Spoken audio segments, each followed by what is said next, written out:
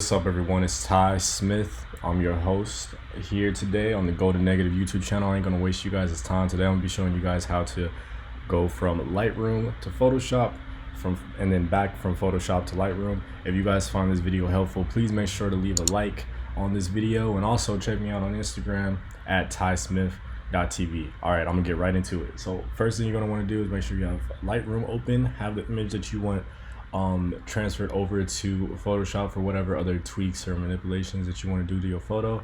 You click Command E on Mac or Control E on PCs. So real quick, if you do that, boom, hold up, Command E. You could already have Photoshop open, or you could have it closed. It doesn't matter. It's going to open up regardless.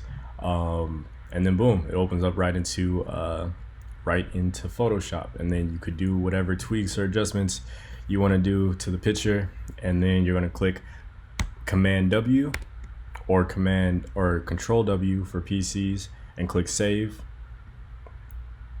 and then it closes out of it. And if you open Lightroom back up again, it has that image or whatever tweaks you made to that image. It shows up here, and that's really it. That's all you have to do if you want to transition easily from Lightroom to Photoshop, and then from Photoshop back to Lightroom. Hope you guys found this video useful. If you did, make sure to please leave a like button.